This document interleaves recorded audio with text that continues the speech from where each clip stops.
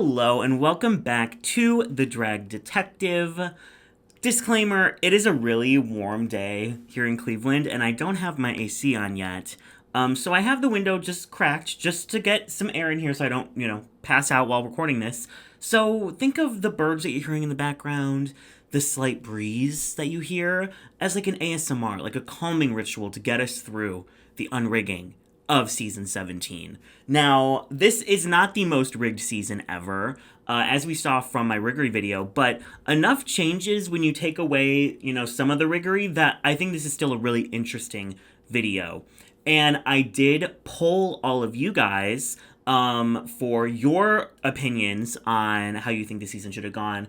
And a little over 1,000 of you replied. So thank you so much. And I will be using that data and referencing that data throughout this video. I try and follow that because I feel like it's the most accurate, but there is like maybe once or twice where I don't see it.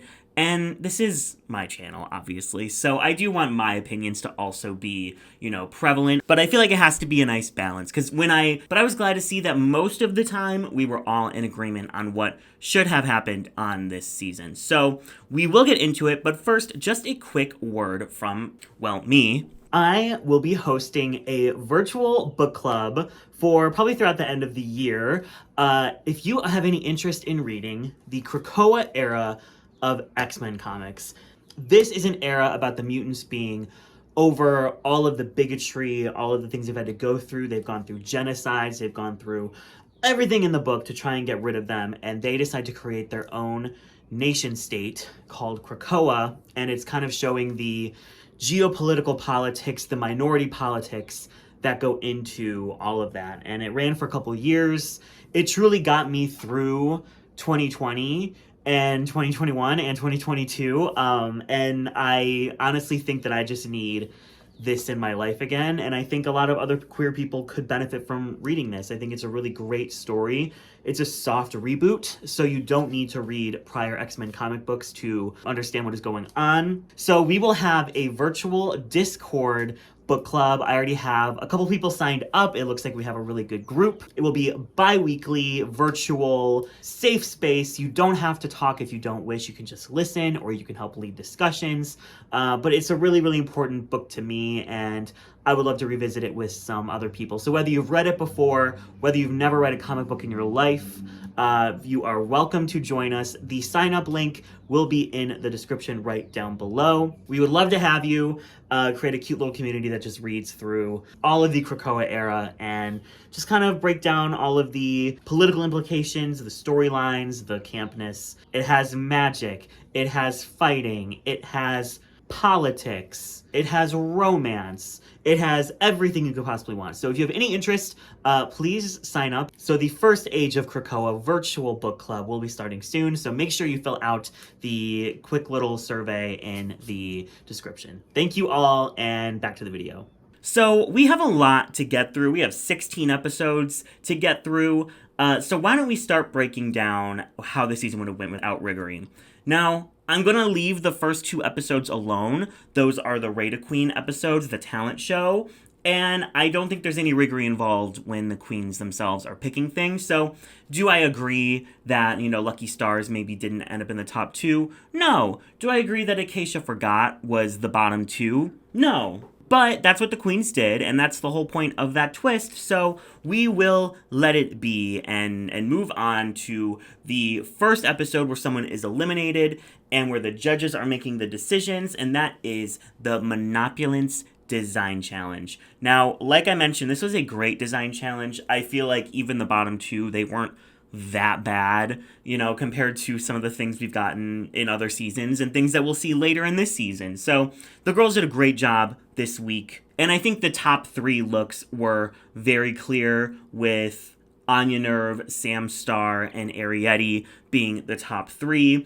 Anya's isn't the most technically perfect created look of all time. No, but I think that she hit the nail on the head of what they were looking for in giving opulence. She was serving the look. She was giving everything they needed. And I think it really made sense why she was in the top here. And then you have Sam Star and Arietti. And there was definitely some arguing back and forth on who should have won this week. They gave the win to Sam Starr, but I wasn't the only one to point out that the drop skirt was kind of strange. It wasn't the most flattering. So I was very happy when I saw the results of the poll were that Arrietty 100% should have won this challenge. And I agree. I think that it's giving opulent, it's giving head-to-toe cohesion, it's giving her culture. She said she was inspired by Latin fashion, and I just think it was super, super, super well constructed. And I think it was my favorite thing that Arrietty made this entire season. And she made some beautiful, beautiful garments, but this is still my favorite. So I'm glad that we were all in agreement that Arrietty should have won this challenge. Now for the bottom three, nothing changes. I think they got it perfectly right. Corey's look is clean, but definitely not giving opulent at all. It's giving camp. And then Joella and Lucky, they were riding the struggle bus this episode. They didn't know how to sew, really. And you could kind of tell based on what they created. Joella, the proportions are just wild. I'm not sure this wig goes with it. And Lucky just looked miserable. The makeup was rough. The silhouette was strange. I'm not sure it's giving opulent. So they make sense as the bottom two. They lip sync to Paula Abdul, and while it is close, I do think that Lucky was just a little bit more frenetic, and Joella had more control, and Joella will send home Lucky Stars first, which is rotted and terrible, and I wish we got more Lucky, but unfortunately, I just don't think this is a challenge that Lucky was going to ever do well at. It's just not her drag. It's like Plasma in the Gothic Design Challenge on season 16. Like, it was in the cards, it was in the universe that they were meant to go home this episode, unfortunately. And we move into the next episode, which is the Bitch I'm a Drag Queen, like now that's what I call music, CD ads. And this was a fantastic challenge.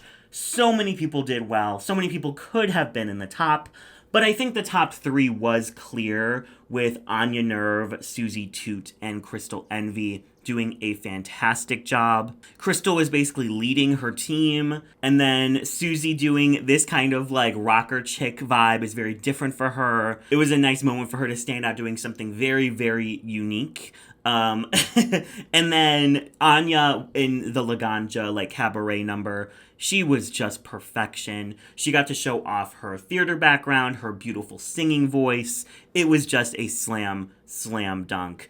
And she clearly won this challenge, especially with her beautiful quilted runway. So Anya wins with Susie and Crystal in the top. And the bottom three, we have a bottom two of Corey King and Joella. And this makes sense to me. Joella's mattress look, will go down in infamy. If there was a Golden Boot Award, it obviously would have gotten the Golden Boot Award. And then Corey doing whatever this was, it just did not land. It was giving try hard. It was giving like, oh, mama, I'm going to slay this. And then no one laughed, and it was just like really kind of awkward. But they put Arrietty in the bottom three and said that she was overshined by Jewel Sparkles. And I just disagree with this. I think that Jules was definitely the better of the two, but it's not like Arrietty was giving nothing. I think that she was giving some fun facial expressions. She was holding her own. And then the runway, it's not quilted. Nothing about this says quilted, but it is a stunning, stunning runway regardless. I think that, like, low safe would have been fine for her, but there is someone who I would have put lower, and that is Acacia Forgot. I do think that Acacia got a undeserved low placement later in the season, but I think she deserved one here, because if anyone got outshined in this challenge, I think it was Acacia with Sam. I don't think either of them were, like, incredible. They kind of had one of the worst songs to work with, and they kind of had to go in this, like, tango direction. But Sam was giving a lot of that Sam personality. Sam had an incredible runway. And Acacia, I just don't remember her literally at all doing anything in this challenge. And then looking at her runway, it is absolutely cute. It's a cute look. Is it to the standard of what everyone else is wearing? Not necessarily. I wish that this bag, this little, like, I don't know what you would call it. It's not a box. It looks kind of like a box. This case that she's holding, I wish there was like doilies and stuff on it, because it's just really unappealing. The dress itself, it's gaudy, obviously, but that's the point. It's cute. Her hair's cute. She looks cute. It's just not anything super exciting when you have even like Hormona Lisa, who kind of went in a similar kind of gaudy direction, but hers just feels so much more grand and memorable. So I do think this could have been Acacia's low placement, and Arrietty could have been safe. And yes, this is 2 episodes in a row where Arrietty got bumped up 1 placement. I'm not some crazy Arrietty stan. I just think that they really wanted to like knock her down a peg in this episode and like critique her makeup. Michelle obviously made fun of her and said that she was some off-Broadway Cats production, which is crazy. I feel like they were like, oh, this is the episode where we're gonna like call out Arrietty's makeup and we're gonna make her look stupid, because then Susie Toot did like a beauty mug in this episode. It's perfect. But I really just don't think Arrietty did poorly in this episode. So that would be the only thing that changes. Corey sends home Joella to Buttons by the Pussycat Dolls, and we move into RDR Live. Now, this episode is an interesting one. Some of the skits were great.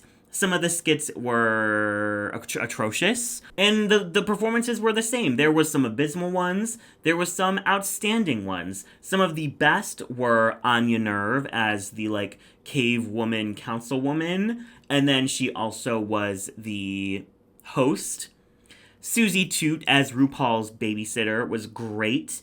Hormona Lisa was great as the lesbian podcaster, and Acacia Forgot was fantastic as the kind of Rue McClanahan from Golden Girls character in the hospital sketch.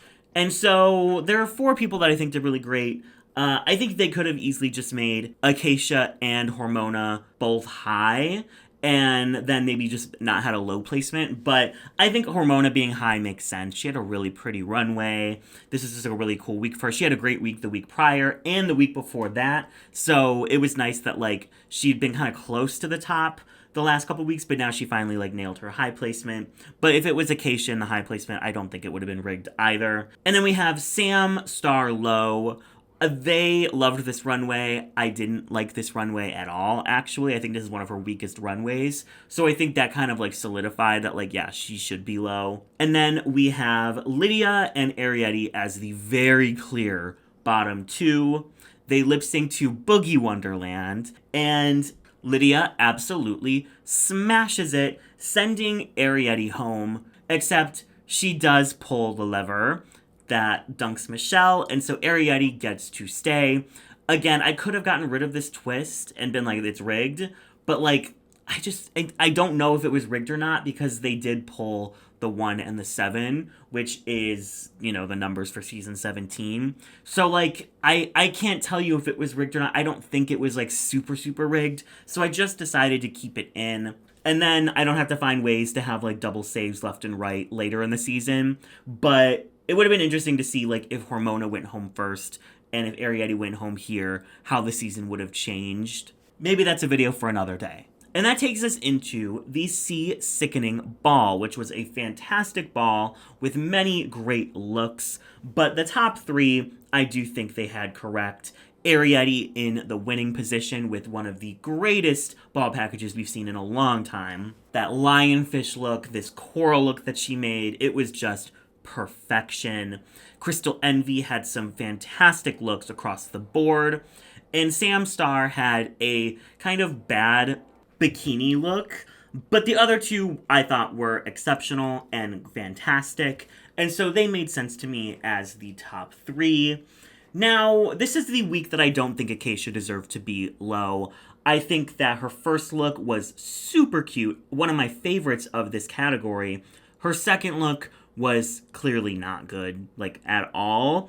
And her third look, while it's a little bit tacky, sure, I just think there's a lot of work that went into it. You can tell there's a lot of work that went into it.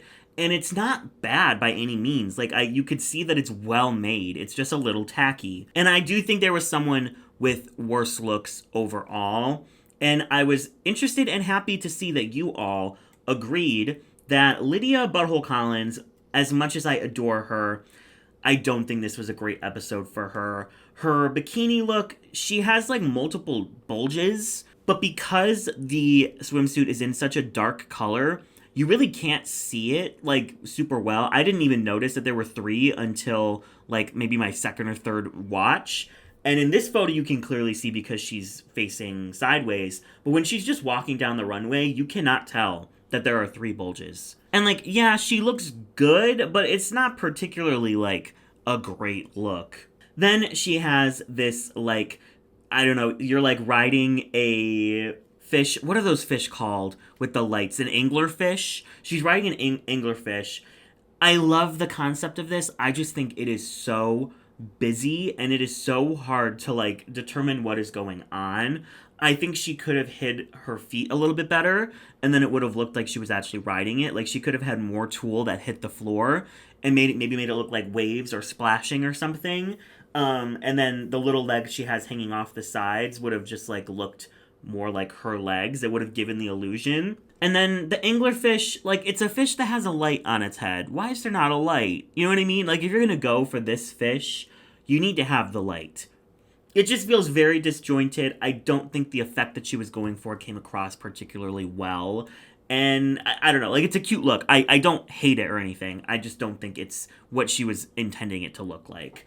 And then this look, this last look, it's just a bunch of stuff glued to a corset. You know what I mean? The face pieces are cool. Some of the stuff coming down the arms is cool. But there's just like these random hoses that are just kind of like haphazardly dangling on the bottom half. The whole corset looks like it needs to be like yoinked up a little bit. It looks like it's like drooping. I just don't think that any of these looks were particularly great for Lydia. And so I think that Acacia had at least like 1.5 looks that worked. So I would have put Lydia in the bottom 3 here, and you all obviously agreed with that. But I don't think the bottom 2 of Lana Jarret or Hormona Lisa changes. Hormona's looks aren't terrible, it's just none of them are memorable at all. And like Michelle said, with such fun categories, like, why wouldn't you do something different? Like, the swimsuit is just very basic. The Leafy Sea Dragon isn't giving Leafy Sea Dragon even a little bit. If you like had me look at this and was like, guess the sea creature, I never would have landed on Leafy Sea Dragon. Never. I would have said like maybe some coral or like a seahorse, but never a Leafy Sea Dragon. They have so many like things like hanging off of them, and this is just missing a lot of that. And then her last look is fine, but I don't think it needed a nude shoe. I think she could have had a pop of color down there, maybe bring the green from the trash bags down into the shoe. It's just, I don't know, it's not the best styling to me. So it made sense to me why she was in the bottom.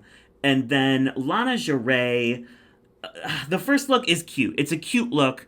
She's obviously has a fantastic body and can get away with wearing little to nothing. The, handprint on the bum was cute. She looks great. I love this wig. The sea urchin look, I think it just needed more urchins. Or not, what do you call it?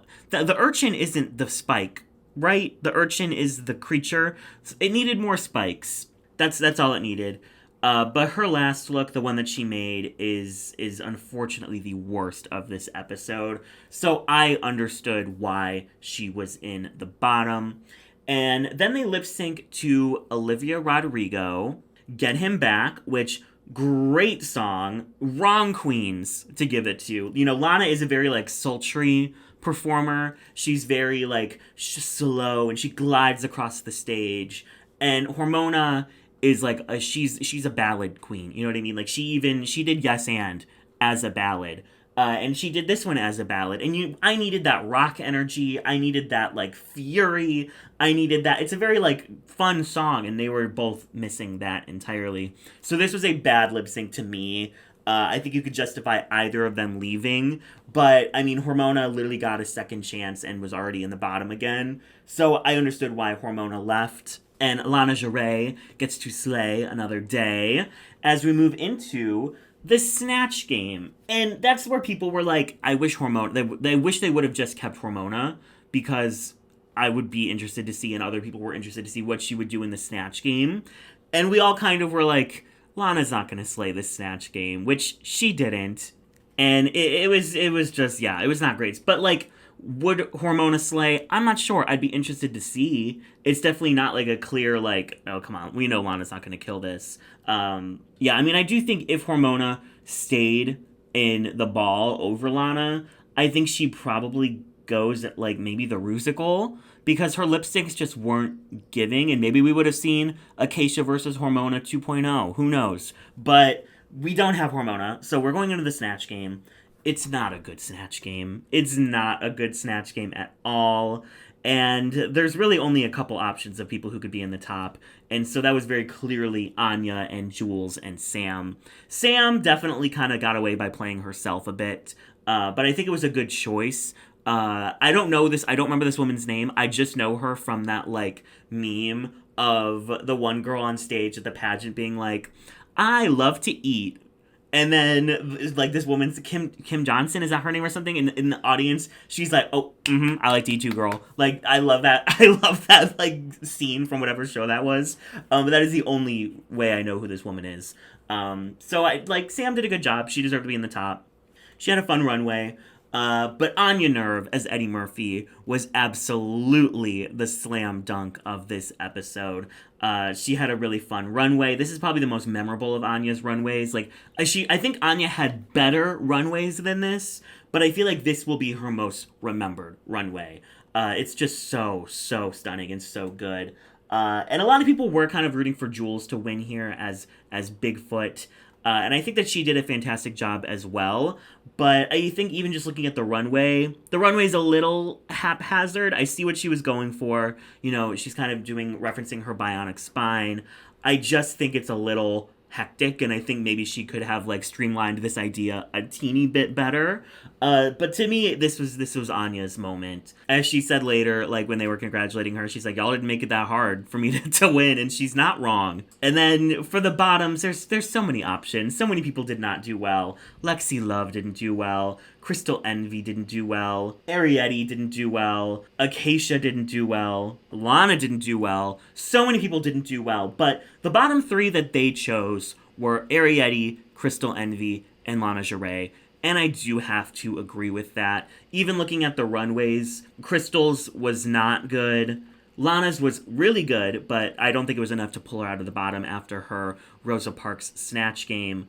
And Arietti's, the judges lived for this, and, like, I like this look a lot, but it's definitely not one of my favorite Arietti looks. They used it to kind of justify why she was safe, but, like, I preferred Lana's look to this look. But that's just me. Now, for the Lexi Love of it all, there are so many people who said she should have been clearly bottom two for her Gilbert Gottfried, because she kind of just gave up. And that's very true. Like, she did give up. But I do think that it's, like, one of those things where she made Rue laugh. Like, she made me laugh. It was funny that she was flopping so hard. And I was interested to see what the poll results would say, because, like, I just heard so many people say Lexi should have been bottom two. But looking at the final results, she wasn't even in the bottom four. Like, you guys had Acacia under her even. So I do think that she could have had a warning. Like, she could have been called safe and then been like, Lexi, like, you got away with it this time, but we need you to step up your game. Like, I think that would have been a nice happy medium. Because, like, I do think that she balances out to safe, especially when there were so many really piss-poor Snatch games. But I think, like, a warning would have been good enough. But I'm glad to know that the Lexi Love haters are a loud but small minority. Because I wouldn't have felt right putting her in the bottom two when she was funny. Like, it was so bad it was funny, but it was still funny. At least she got laughs out of me when half this other cast didn't. Do I think she should have been in the top? Absolutely not. That was crazy. But safe feels correct to me. Now, when choosing who is going to be low and who is going to be in the bottom two, I went back and forth and back and forth. You could say Crystal has the best track record out of the three. Maybe she just deserves to be low. This was her first stumble the entire competition. And Arietti and Lana have had multiple stumbles already. You could say Lana has the best look out of the three. Maybe she should be low. You could say that Arietti at least answered all the questions, while Lana was kind of sitting there stumbling, not knowing what to do, and Crystal was literally going, I don't know, for some of the questions. At least Arietti was answering everything. It wasn't funny, but at least she was answering. And what I ultimately landed on is I think it should have been a 3-way bottom lip sync, which I don't say lightly, and I don't do this often, but it was so bad. They were awful. I don't know how you pick one to be better than the other two. Like, they were all equally terrible. And I think this is one of those moments where they easily could have just been like, you were all bad, like, you're in the bottom. I would have lived for that. And I think it would have been justified, and I think we all would have been like, yeah, honestly, like, worthy of a bottom 3 lip sync. So let's do it. What would happen if there was a bottom 3 lip sync to Hands to Myself by Selena Gomez? I think Arietti's going to be okay because she's doing Hands to Myself while she has like 6 pairs of hands. Like, I think she could have really like done something fun with that. And I know that she kind of gets dunked on for her lip syncing, which can be a little kind of like stiff, but also she's like flipping and launching everywhere. But I don't know. I think she's an okay lip syncer, and I think that she would have been okay here. And so that brings us down to Crystal and Lana, who were not giving what this song needed necessarily. And I went over this lip sync a little bit in the Riggory video, and the more I thought about it, I do think that Lana Jarre had enough faux pas in this lip sync that she probably should have gone home here. Crystal had been in the top multiple times. She'd been in the top 2. Lana had never been high. She had already been in the bottom once. So that's already working against her. But even just looking at the lip sync itself, she's blocking Crystal. She's losing her wig. And it's not like one of those things where it's like, oh, well, she slayed the lip sync, so it really doesn't matter that she lost her wig. It's not like a Heidi in Closet, Nikki Doll moment, or even later in the season, a Corey King, Acacia Forgot moment. Like, they were both doing fine. And her losing her wig, I do think should have docked her some points. Her stepping in front of Crystal multiple times, it should have docked her some points. So, as much as I love you, Lana Jarre, I will say that she should have gone home here, and Crystal should have continued on in the competition. So that will now change the direction of this season by a lot, because who knows how long Crystal will make it. We're going to have to look and see. But we lost someone that made top 6 at top 11. So it's going to be interesting. So let's move into the Rusical, the Wicked Wiz of Oz musical. Sorry, Rusical. Wake that up. I was really intrigued to see who you all voted to win, because I know that there was a collective like, when Sam won, but I also think that Sam did a good job, so I wasn't going to be immediately like, oh, she does not deserve to win this. But much like I said in my Riggory video, it was far and away in the votes that Anya Nerve should have won this challenge. I do think they didn't give her the win because it would have been too many too soon. We're like barely halfway through the season, and then she would be way ahead of everyone else. But it just made sense. Anya's part was so good. She had such hard choreo that she nailed. She sounded the best. It was just so good.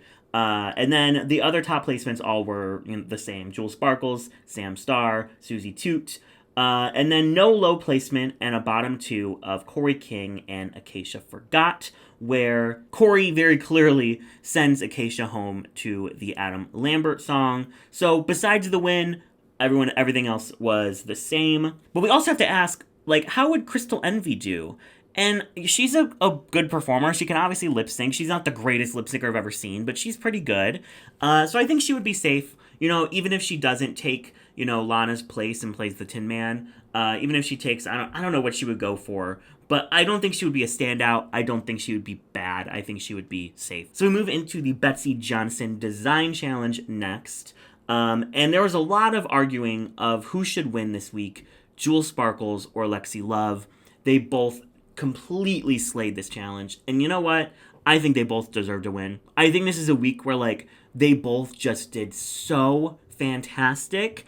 Either could be completely justified, so just give them both the win. And I think it would have been a good storyline because this would have been Jules's first win that she'd been going for a while.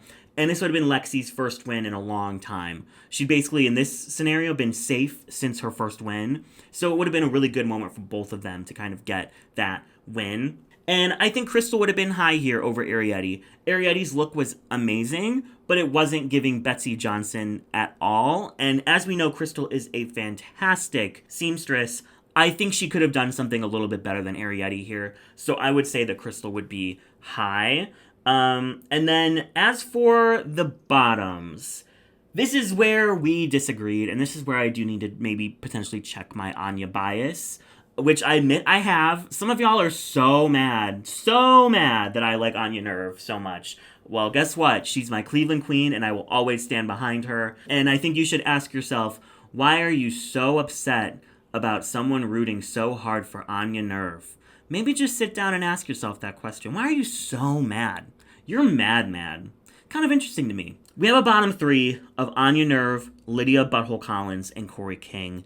And in the episode, obviously, they're going to go for the relationship lip sync, which was fantastic. We got the kiss. It was the Kiss Me Deadly. It all worked out perfectly. You all voted for Anya to be in the bottom over Lydia Butthole Collins. And so I had to ask myself, is this legit? Am I biased? Should I check my bias? And here is my kind of thought process. Anya's look is not great. The bows are so floppy and so weird, but the dress itself is made well. I like the shoes, I like the hair, I like the makeup, she styled it perfectly. The only thing wrong with this look is the bows. That is it. And you could say, yes, that is the main focal point of the look, the fucking bows. But everything else about this look I think is fine. Lydia's look is just so much. And at first I was like, well, what if you took off the weird bodysuit underneath? Would it work then? I still don't think it would work. There's just so many things dangling and hanging, and the proportions are weird, and nothing makes sense. And I know that's, Lydia loves to do a look like that. But we've seen in other challenges, like the Monopulence one, she can do like this weird, kind of almost looking like it's AI generated, fashion, and it works. I don't think it works here. I don't like the hat. I don't like the straps that are hanging from the bottom. I don't like how it's hanging off of her body. I don't think changing one thing about this look would make it good. You know what I mean? It's like, with Anya, it's like, fix the bows and you're good.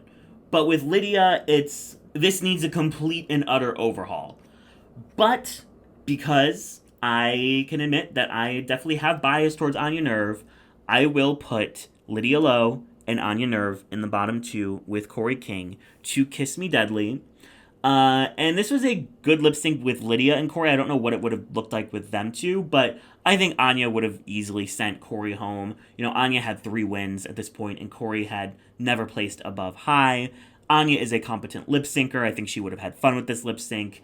And this wasn't like a Corey's moment. And kind of Corey was checked out. I think Corey was checked out in this episode. You could just tell, from what she ended up, giving on the main stage, her goodbye message. Like, she was like seeing the writing on the wall. So I think that Anya would have easily sent home my love, Corey King here. But that would have been an ultimate, like, RIP moment for me, because those were my 2 favorite queens on this season, Corey and Anya. So that would have been a bad moment, but it didn't happen in the real world, just in this hypothetical online video. And now we move into the top 8 villain roast. And nothing in this episode would change except that Lana isn't here. So there's one top placement that we don't have now. I think it would have been taken by Anya. We didn't see that much of Anya. They kind of like didn't show much because she was safe. But from what we saw, she was really good. She was getting a lot of laughs. She was being charismatic. She had a good runway. So I think she would have been in that top placement.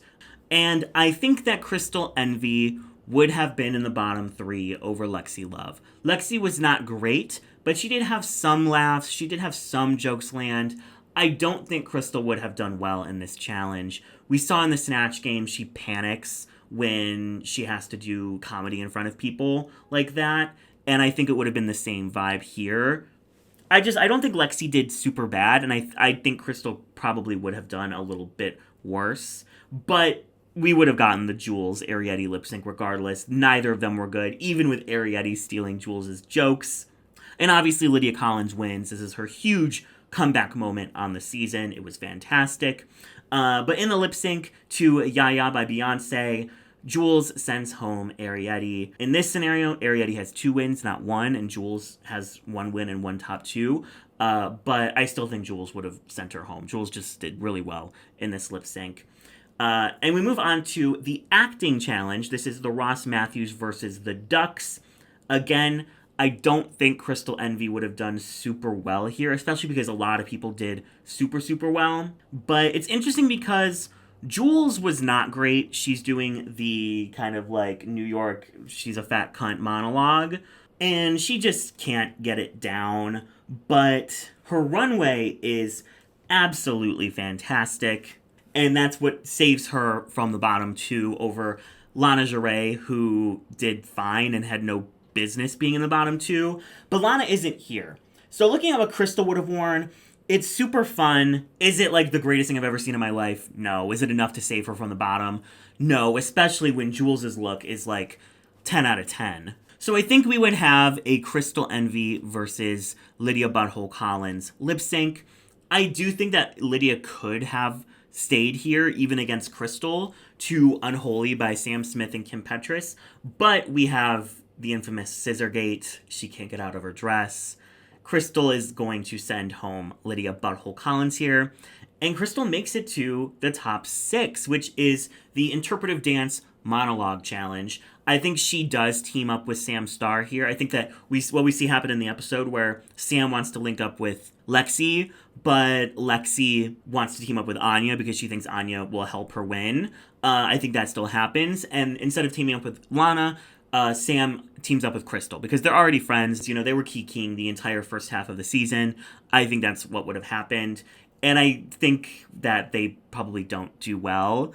And we get Anya Nerve and Lexi Love winning this week, but with Sam Starr and Crystal Envy in the bottom 2, lip syncing to Illusion by Dua Lipa. And I think, again, this is going to be an iconic lip sync. But I do think Crystal would be sent home here. Sam did a really good job. And this would have been Crystal's like 3rd time in the bottom. And we see that she pulls out a lot of the same moves in her lip syncs. So I think it would have been that vibe again. And Sam would send her home at top 6. But she still would have made it much further than she did in the actual season. So do I think she got done a little bit dirty? Maybe. But I also don't think that having Lana stick around for longer, like, ruined the season by any means. I think it actually improved the season because you got to see the audience fall in love with Lana as she stayed. So yeah, basically just Crystal takes Lana's spot. Where Lana went home, Crystal would have gone home. So kind of interesting. But we go into the makeover, which I'm going to make an executive decision because I don't think they were going to send anyone home this episode anyway. I think they should have been a top 2, and then we move on with our lives, because they made it a bottom 2 where you could very easily send someone home, and it would have been Anya, but then they were just like, oh, no one's going home, there's too much love in this room right now, so, like, just make it a top 2, you know what I mean? Like, if you're gonna have it be this, like, love fest, then just, like, celebrate, and just have a top 2, so that's what we're gonna do. And based off of myself and your rankings, the top 2 would have been Sam Starr and Lexi Love. Lexi was low this episode, which I just found crazy when Susie had some definite, like, issues with her makeover. I don't think Susie did a bad job, but I don't think that she did as well as Lexi did. I thought Lexi was so stunning. Her mother looked so beautiful. Her mother was taking such a huge risk by wearing, like, lingerie, basically. But she looked absolutely stunning. And I think that, yeah, that's a top 2 of Sam and Lexi just makes sense here. They lip sync to One Thing, and I think that Lexi would have won this. So in this scenario, this would have been Lexi's 4th win. And I know there's going to be the Lexi Love haters here that are going to be, like, losing their minds. Everyone said she should have won the Betsy Design Challenge, so she got that here. And she was clearly in the top 2 in this makeover and would have beat Sam in a lip sync easily. So how could you say she didn't deserve 4 wins? You know what I mean? Although her track record's kind of weird because she either wins the episode or is safe, which, like, just wouldn't happen on Drag Race. But yeah, that was fun. So the rest of the queens are all safe, and we move on to the top 5 Vegas audition episode, where I don't think anything changes. Jules was the clear winner. A lot of people said that Lexi could have been in the bottom 2 here, but I just don't see it. Because if you're adding up all of the aspects of the challenge, we have the photo shoot, we have the promo video, we have the sit down with Latrice, we have the runway, and we have the gift shop performance challenge. I think Lexi was a huge standout in both the gift shop performance challenge and in the interview with Latrice. She was like top in both of those. And then she struggled with the runway and the photo shoot and the promo video. But shout out to Trisha Cann and Christy Da Vinci, who made this beautiful coat. They deserve all of their 10s for this beautiful, beautiful piece. And I wish that Lexi would have worn the dress that came with it, rather than this like bikini thing. I think it was kind of bad styling on her part for such a beautiful coat. But then Sam, I don't think was a standout in anything. Like, I don't think she was like top 2 in any of the categories. She had a good runway, but it really didn't feel like it was the category. She did good in gift shop, but I do think that Lexi, Jules, and Anya were the true standouts. Her photo shoot wasn't great. Her promo video wasn't great. And then her sit down with Latrice wasn't great. So if you're adding up like points, for who's top 2 in every category, I think Lexi has 2 points, and I think Sam has no points. So I think that her being bottom here with Susie makes complete sense to me. Lexi being high, or if you want to put her low, she could have been low, I guess, makes sense. And then Jules Sparkles winning this challenge, it was a slam dunk win for me, for Jules. And Anya also did a fantastic job. We have a lip sync between Sam and Susie to Love Child by Diana Ross and the Supremes. And I do think that Sam won this lip sync. But in this world, Sam doesn't have a win, which is interesting. I think her first 2 wins are obviously very heavily disputed by the fandom. But her makeover win, she did have the best makeover, like by far. But because it was the top 2 and she lost the lip sync, technically she doesn't have a win. But, she also has had so many high placements throughout the season in this version, and she won that lip sync. So I think that she did earn a top 4 spot. Looking at the Lollapalooza, I was going to break down every lip sync, but I agreed with everything but one, and that is specifically the Lucky Stars versus Acacia Forgot lip sync. I think that Lucky's basketball boobs were super funny, definitely worked. But I also thought Acacia had a lot of really fun moments in this lip sync. Her reveal, her fake out dip. She had a lot of really fun moments. And looking to the future, what else could Lucky possibly bring except the same thing, which is what we saw happen? I think Acacia moving on would have been a lot more interesting. And I don't think that she makes it to the final round, but I still think she would have had a really fun second lip sync, and it wouldn't have been oh, we're just doing the same thing again, like with Lucky. I think she could have brought a little bit more. So that would have been the only thing that I would have changed. Acacia makes it to the second round and then loses to Susie Toot or loses in 360. But it would have been a nice moment for her because she kind of was overlooked a lot. I wouldn't say overlooked in the challenges, but she was overlooked in the edit a lot. So it would have been a nice moment for her to get a win in one of these last lip syncs. So now we are at the grand finale, and this is it's hard. It's really, really, really hard because looking at how everyone voted, I just said vote for your favorite challenge in the finale. And it's kind of across the board. It's kind of not. The top 2 that they picked for the episode was the top 2 that you guys picked. But at the same time, I also think it was just the top 2 that people wanted the most. Even Sam Star clearly having 4th place here doesn't super make sense to me when she had, I thought, one of the best finale performances with pulling out the red carpet. She had a lot of choreo.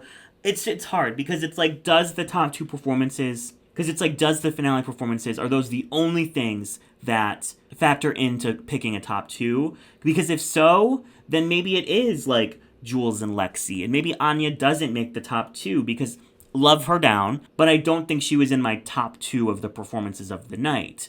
But if we're factoring in the entire season, Anya absolutely deserved to be in that top 2. So it's a difficult thing. I will say the top 2 that they chose, Jules and Anya, felt like the correct top 2 for the story of the season. But like, if I'm being honest, my 2 favorite performances of the night were Sam and Lexi.